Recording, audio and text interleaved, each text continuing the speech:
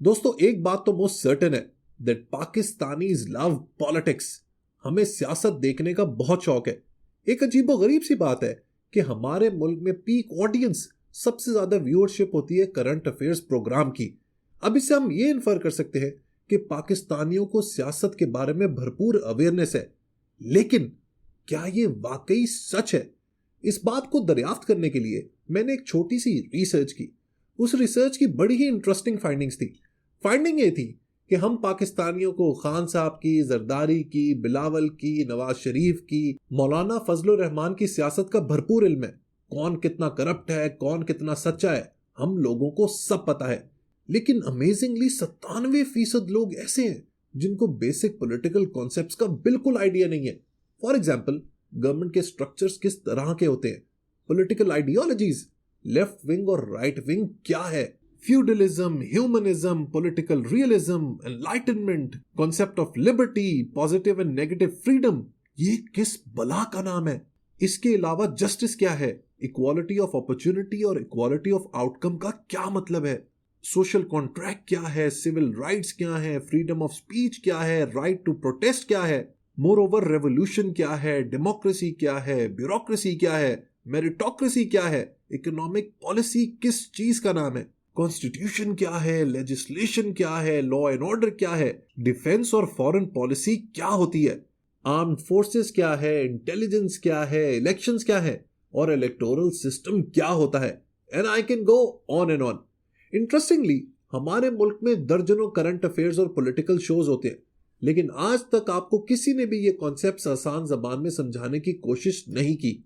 लेकिन आप लोगों ने घबराना नहीं है, क्योंकि बुक बड़ी है ना। आज से मैं आप लोगों के लिए एक बहुत ही इंटरेस्टिंग वीडियो सीरीज का आगाज कर रहा हूं, जिसका नाम है politics in minutes. In videos में मिनटों के अंदर मैं आपको जो पॉलिटिक्स के भारी भरकम और गाढ़े कॉन्सेप्ट्स हैं, वो आसान जबान में समझा दिया करूंगा, ताकि आप भी इंटेलिजेंट पॉलिटिकल डिबेट्स में एक्टिवली हिस्सा ले सकें। So let's get started.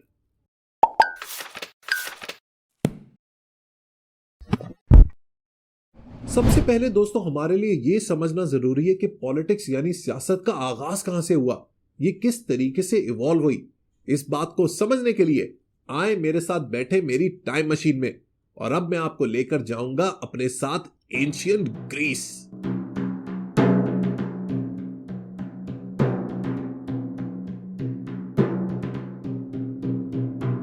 मशहूर ग्रीक फिलोसोफर एरिस्टोटल ने कहा था कि man is a political animal. उसके कहने का मतलब यह था कि इंसान बाय नेचर सोशल होता है और ग्रुप्स के अंदर रहना और काम करना पसंद करता है, और इन ग्रुप्स और कम्युनिटीज को सही तरह चलाने के लिए उसे एक पॉलिटिकल सिस्टम की जरूरत पड़ती है। पुराने वक्तों में जब इंसान एक हंटर था, उस वक्त फैमिली ग्रुप का लीडर होता था एक अल्फा मेल। लेकिन जैसे जैसे ये ग्रुप्स बड़े होते गए, कॉम्प्लेक्स होते गए, इनको चलाने के लिए पॉलिटिकल सिस्टम भी सोफिस्टिकेटेड होता गया। एक सिंगल लीडर की बजाय रूलिंग फैमिलीज ऊपर आ गईं, काउंसिल ऑफ लीडर्स ने गवर्न करना शुरू कर दिया। आहिस्ता आहिस्ता सिविलाइजेशंस वजूद में आती गईं, towns and cities, and eventually empires and nation states बनती चली गईं। इन सोसाइटीज को चलाने के लिए एक फॉर्मल सिस्टम ऑफ ऑर्गेनाइजेशन की जरूरत थी, लिहाजा ट्राइबल लीडर्स की बजाय रूल्स एंड रेगुलेशंस बनाए गए, जिनकी इंप्लीमेंटेशन करवाते थे एक सिलेक्टेड ग्रुप ऑफ पीपल। किसी भी स्ट्रक्चर को चलाने के लिए, चाहे वो पॉलिटिकल हो या सोशल, एक हायरार्की यानी कि एक दर्जा बंदी की जरूरत पड़ती है। मसलन पुराने वक्तों में टॉप पर होता था बादशाह, किंग या मोनार्क। उसके बाद होते थे उन सोसाइटीज के उमरा यानी कि अमीर तरीन लोग, जो के थे बैरन्स या नोबल्स। उनके बाद बारी आती थी फाइटर्स की, जंगजुओं की, नाइट्स की, और आखिर में बेचारा रह जाता था पेजेंट यानी कि किसान।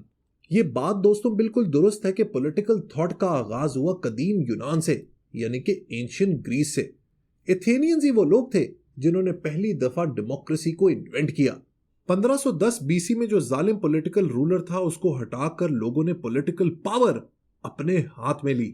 स्टेट को कैसे चलाना है और किस तरह का मुआशरा क्रिएट करना है, इन सब मामलात का फैसला एक पॉपुलर असेंबली करती थी। इन्हीं वक्तों में एथेंस में इंटेलेक्चुअल इंक्वायरी भी टॉप पर थी। यही वजह है कि सोक्रेटिस, प्लेटो और एरिस्टोटल जैसे कमाल के फिलोसोफर्स वहां पर पैदा हुए। यही वो वक्त था जब इन फलसफियों ने एक बहुत ही इंटरेस्टिंग क्वेश्चन पूछना शुरू किया what is the purpose of government? हुकूमत का मकसद क्या है? इसका जवाब प्लेटो ने अपनी किताब द रिपब्लिक में कुछ यूं दिया।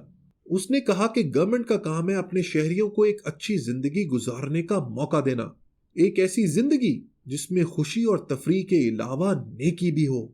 इसके बाद उसने क्या ही कमाल की बात की, जिससे मैं भरपूर तरीके से अग्री करता हूं। उसने कहा कि एक अच्छी जिंदगी गुजारने के लिए दानाई, विजडम, अक्ल और सोच सिर्फ फिलोसोफर्स के पास होती है।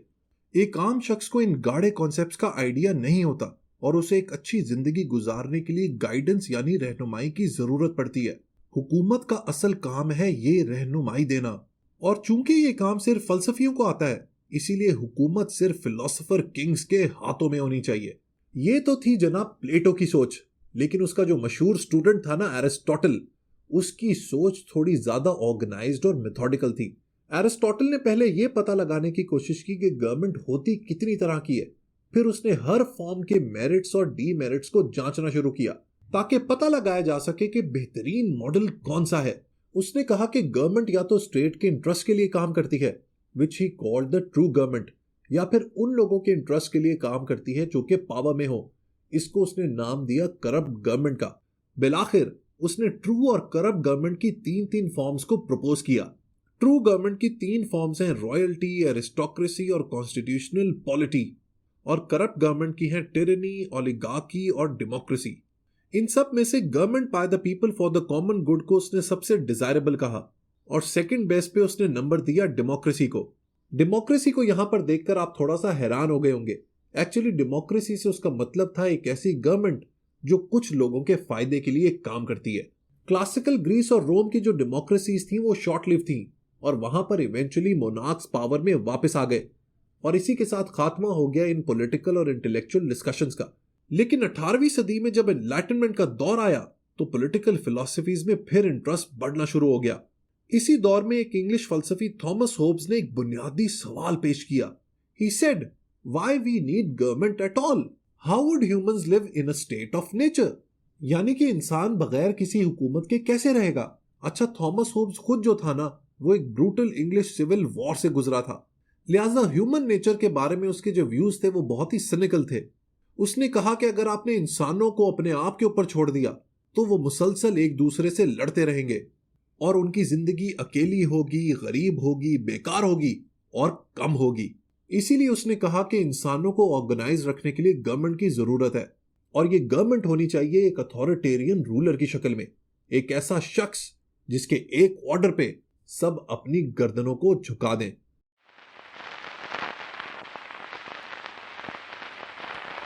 क्लासिकल एथेंस में जो गवर्नमेंट थी ना वो डायरेक्ट डेमोक्रेसी थी।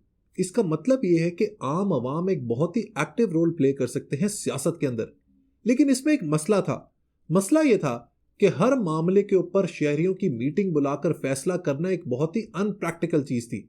लिहाजा जो एथेंस के बड़े थे उन्होंने इसका एक बहुत ही जबरदस्त सोल्यूशन निकाला। उन्होंने एक ग्रुप ऑफ सिटीजन्स को यह इख्तियार दिया कि वो अपने बिहाफ पे एक शहरी को इलेक्ट कर लें जो इनकी नुमाइंदगी कर सके इन सब मीटिंग्स में। यही तरीका इवेंचुअली इवॉल्व होकर डेमोक्रेसी का शायद सबसे अहम पिलर बना, जिसको हम इलेक्शन कहते हैं। इस सिस्टम का फायदा यह है कि इसके जरिए गवर्नमेंट को अथॉरिटी मिल जाती है डिसीजंस लेने के लिए, क्योंकि एक डेमोक्रेसी के अंदर आवाम जिसके साथ होती है उसी के पास पावर होती है।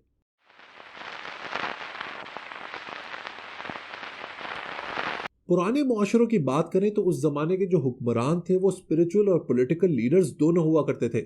अगर हम मिडिवल यूरोप की बात करें तो उस जमाने में पोप होता था और उसके साथ होता था बादशाह, जिसके बारे में कहा जाता था कि वो जमीन पर खुदा का नुमाइंदा है। अगर मुसलमानों की बात करें तो प्रॉफिट मोहम्मद सल्लल्लाहु अलैहि वसल्लम भी मुसलमानों के लिए स्पिरिचुअल और पॉलिटिकल लीडर दोनों थे। इसके बारे में अगर आप डिटेल में पढ़ना चाहते हैं तो माइकल हार्ट की किताब द 100 जरूर पढ़िएगा, जिसमें उसने हुजूर पाक सल्लल्लाहु अलैहि वसल्लम को नंबर 1 स्पॉट दिया है।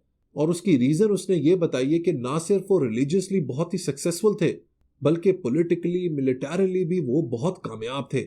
इंडिया और पाकिस्तान के पार्टीशन में जो सबसे अहम रोल था वो भी मजहब का था, लेकिन रेनेसांस और एनलाइटनमेंट के पीरियड के बाद मजहब को स्टेट से अलहदा रख दिया गया। यहीं से सेकुलर स्टेट्स के कॉन्सेप्ट का आगाज हुआ। लेकिन अभी भी कुछ मुल्क ऐसे हैं जहां पर ऑफिशियल स्टेट रिलीजन मौजूद है, जैसे कि ईरान या पाकिस्तान। यूरोप या वेस्ट की बात करें तो वहां पर काफी हद तक ज्यादातर मुल्क सेकुलर हो चुके हैं। सेकुलरिज्म के बारे में पाकिस्तान में इतनी नॉनसेंस फैलाई गई है कि लोगों को सेकुलर का मतलब समझ ही नहीं आता। वो समझते हैं कि ये लादीनियत है।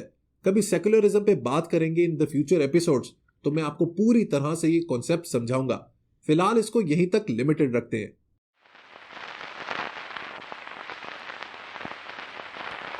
यूरोप में जो 17वीं और 18वीं सदी थी ना, वो बहुत ही क्रिटिकल और इंपॉर्टेंट थी। एज ऑफ एनलाइटनमेंट की वजह से वहां पर पॉलिटिकल फिलॉसफी में इंटरेस्ट दोबारा बढ़ना शुरू हो गया था। यही वो दौर था जब वहां पर बहुत सारी पॉलिटिकल आइडियोलॉजीज को प्रपोज किया गया। कुछ थिंकर्स ने रैडिकल चेंजेस प्रपोज किए, जबकि कुछ ने ट्राइड एंड टेस्टेड मॉडल्स को प्रेफर किया। फ्रेंच रेवोल्यूशन के दौरान वो लोग जो मोनार्क को सपोर्ट करते थे वो पार्लियामेंट के राइट साइड पे बैठा करते थे, और वो लोग जो डेमोक्रेटिक रिपब्लिक को सपोर्ट करते थे वो पार्लियामेंट की लेफ्ट साइड पे बैठते थे। इसी अरेंजमेंट ने पॉलिटिक्स में शायद सबसे ज्यादा यूज होने वाली टर्म लेफ्ट और राइट विंग को जन्म दिया, यानी कि दायां और बायां बाजू। राइट विंग यूजुअली कंजर्वेटिव जमातों को कहा जाता है जो स्टेटस को सपोर्ट करती हैं, और लेफ्ट विंग में शामिल होती हैं progressive political movements. Right wing की पॉलिसी सपोर्ट करती है इंडिविजुअल की आजादी को, प्राइवेट ओनरशिप को, मिनिमल टैक्सेस को, जबकि दूसरी तरफ लेफ्ट विंग सपोर्ट करती है कलेक्टिविटी को, इक्वालिटी को, पब्लिक ओनरशिप को और सोशल वेलफेयर को। आपने पाकिस्तानी सियासत में फ्यूडलिज्म का वर्ड बहुत ही कॉमनली सुना होगा। You remember that famous book my feudal Lord जो तहमीना दौरानी ने लिखी थी। लेकिन आखिरकार ये फ्यूडलिज्म होता क्या है? मिडिवल यूरोप में एक दर्जा बंदी पे बेस्ड सोशल ऑर्डर कायम था जिसको फ्यूडलिज्म कहा जाता था। होता कुछ यूं था कि जो हेड ऑफ स्टेट था ना, वो होता था एब्सोल्यूट मोनार्क। सारा लैंड, सारी जमीन इसके कंट्रोल में होती थी। अच्छा, ये जो मोनार्क था ना, ये अपनी थोड़ी सी जमीन नोबल्स को दिया करता था। लेकिन सवाल ये बनता है, आखिर क्यों?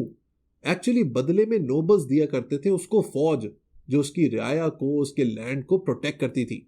जो नोबल्स को लैंड मिलता था वो उसमें से कुछ जमीन वैसल्स यानी कि जागीरदारों को दे दिया करते थे in return for an oath of loyalty, और इस लैंड पर बेचारा गरीब सर्फ यानी कि किसान काम किया करता था। यूरोप तो कई 100 साल पहले इस फ्यूडल सिस्टम से निकल आया, लेकिन पाकिस्तान जैसे मुल्क आज भी इस वडेरा शाही में फंसे हुए हैं।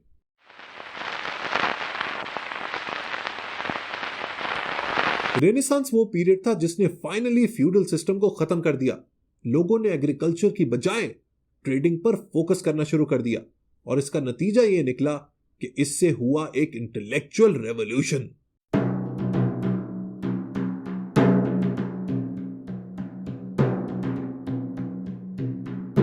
लोगों ने मजहब और जो पुराने रिवाज थे उनको डाउट करना शुरू कर दिया। जो नई नई साइंटिफिक डिस्कवरीज थी उन्होंने पुराने डॉगमास और चर्च की पावर को चैलेंज करना शुरू कर दिया। फाइनली लोगों ने खुदा की बजाय इंसान को सियासी और समाजी सोच का सेंटर बनाया। इसी मूवमेंट को ह्यूमनिज्म कहते हैं।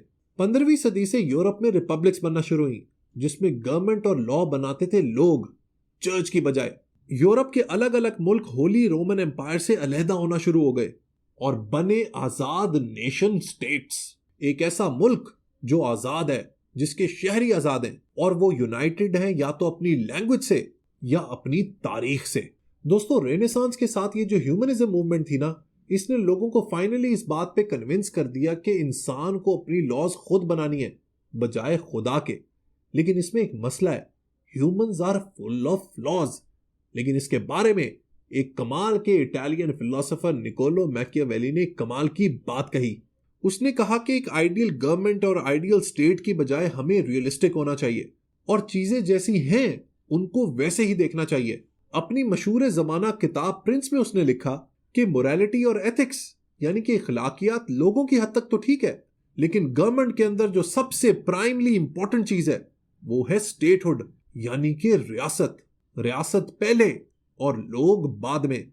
अब चाहे ये आप एथिकली करें या अनएथिकली, यानी कि the end justifies the means. अगर आप इसके बारे में डिटेल में जानना चाहते हैं तो मैंने द प्रिंस का रिव्यू ऑलरेडी किया हुआ है, आप मेरे वीडियो आर्काइव्स में जाके जरूर देखेगा। Prince is one hell of a political philosophy.